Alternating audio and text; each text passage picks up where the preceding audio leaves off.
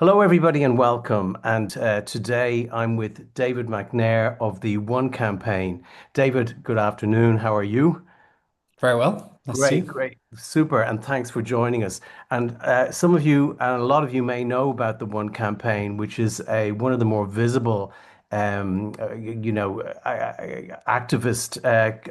organizations around the world, and notably founded by Bono. And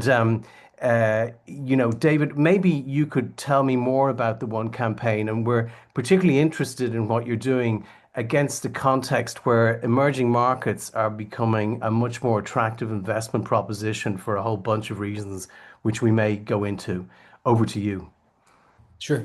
So the one campaign emerged from a simple idea, and that idea was that where you're born shouldn't determine whether you live. So it came out of the Jubilee Debt campaign around the turn of the millennium, where more than 1 million people came together, called on their governments to cancel illegitimate debts that were racked up during the Cold War by some low-income countries, some middle-income countries.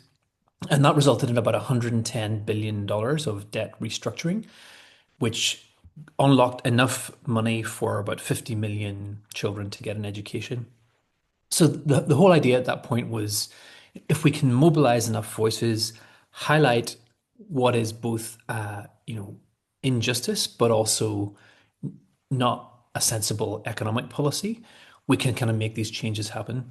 And when that campaign wrapped up, the HIV/AIDS crisis was killing, I think, about 6 million people a year on the continent.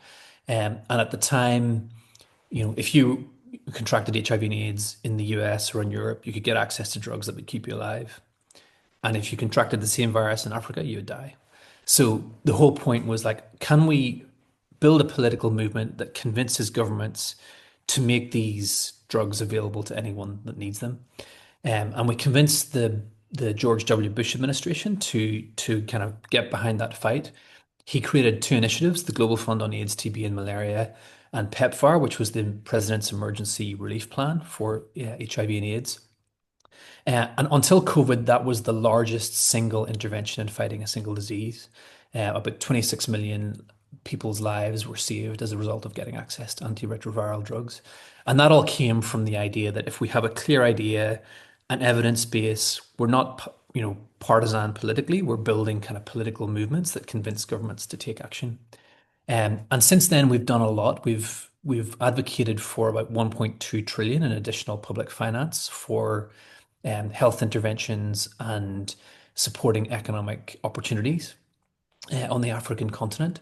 And a lot of that has been to do with engaging with monetary policy. So during COVID, we worked with the IMF to unlock a stimulus package that helped countries to weather the pandemic. And we've done a lot on debt relief.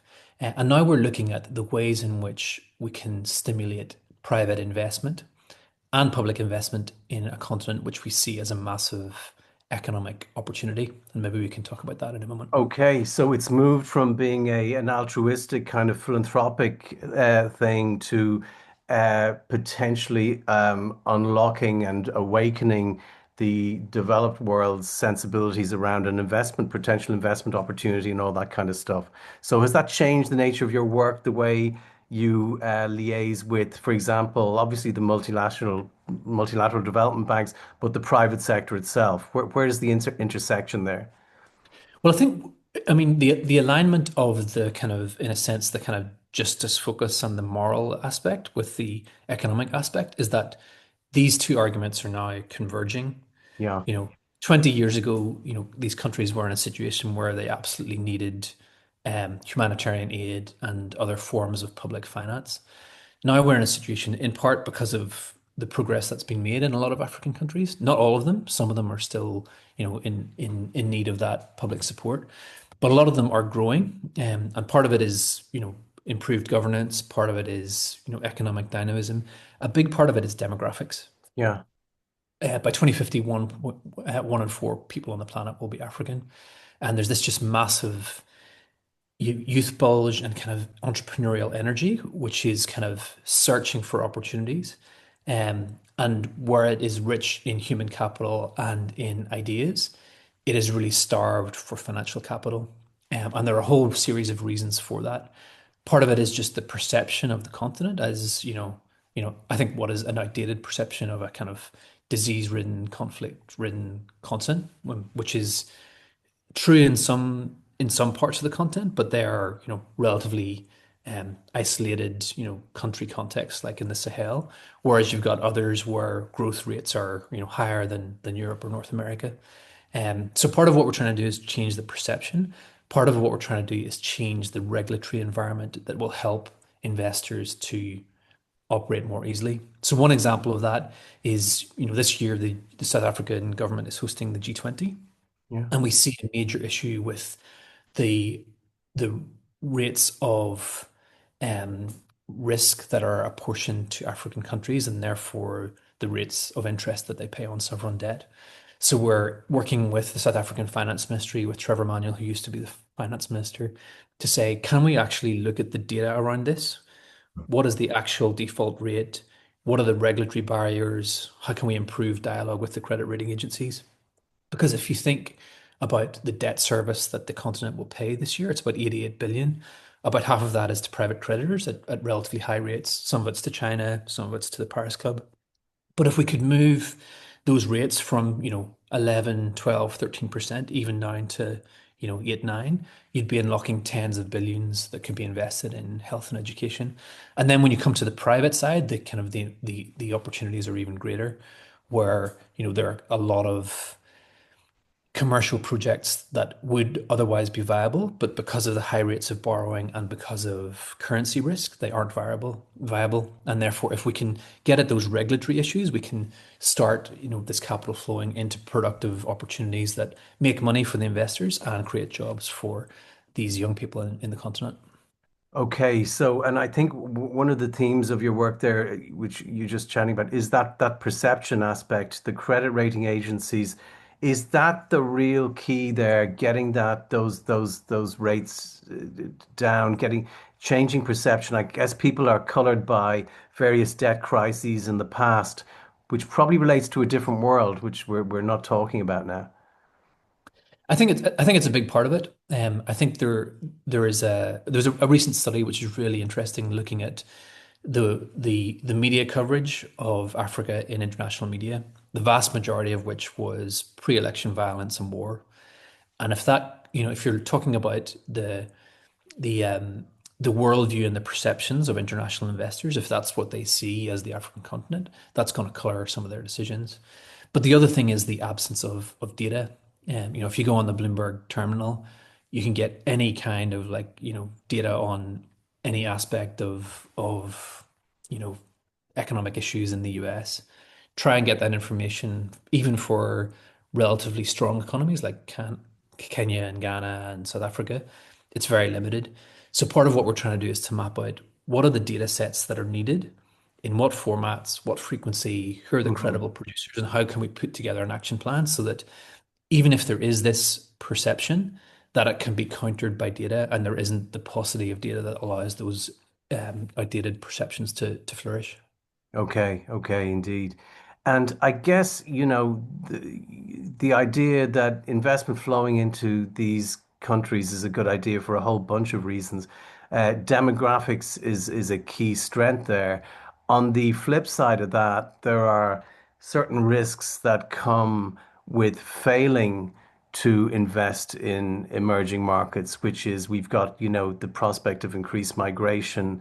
And then we've got also the climate issue because, whatever we put money into down there has got to be, well, for most of us who believe we have a problem there, it's got to be, congruent with climate risk objectives. Do you have anything to say on those kind of geopolitical kind of elements?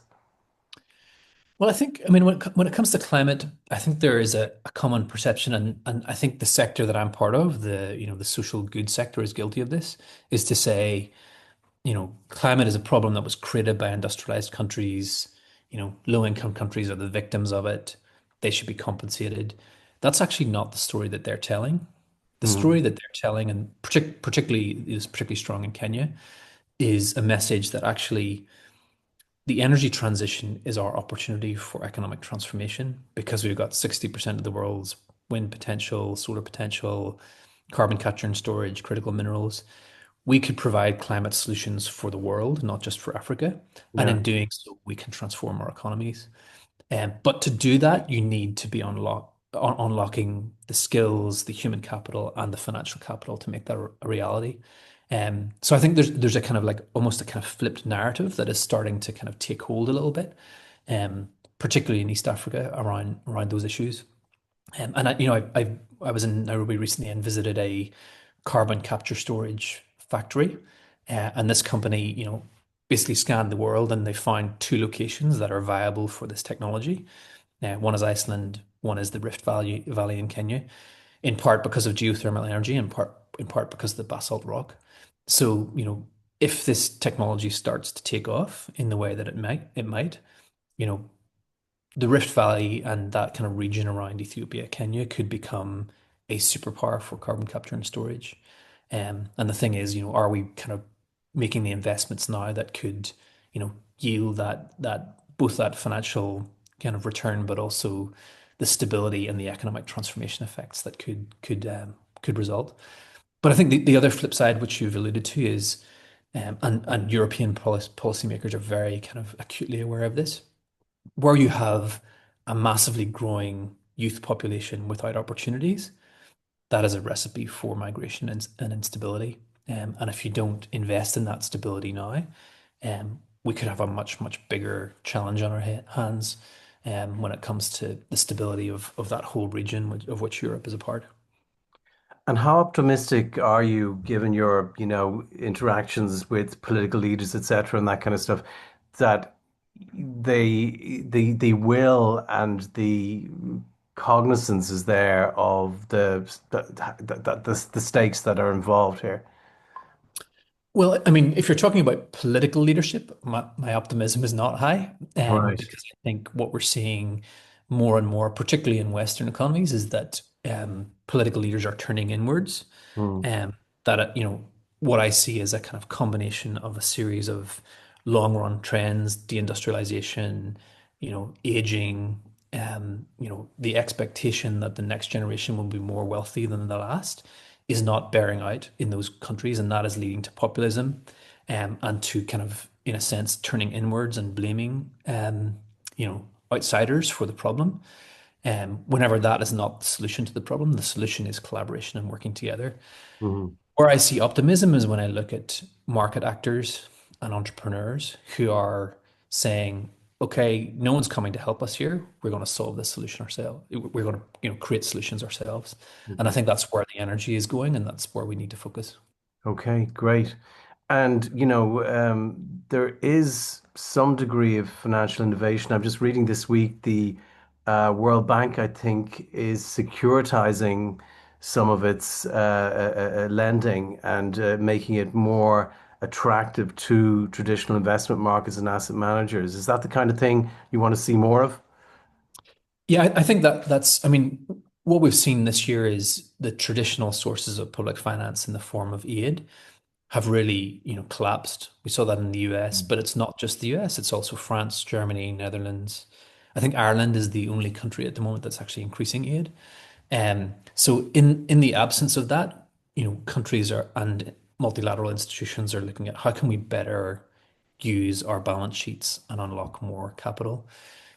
So we've done a lot of work with the World Bank in the past few years, on encouraging it to use its balance sheet, take more risk, leverage more capital on capital markets, and then, you know, make that capital available to countries that would otherwise pay very, very high rates in the bond markets.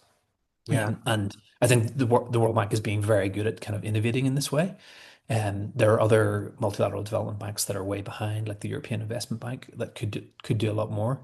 The other thing that we're seeing now is as an emerging trend is debt for nature swaps, debt for health swaps. The idea that you have these very high Eurobonds, Mhm. um, and if a donor or a multilateral development bank can come in, buy that debt, refinance it, and then hypothecate the money saved towards projects that are focused on climate or development, you could unlock quite a lot of finance there as well.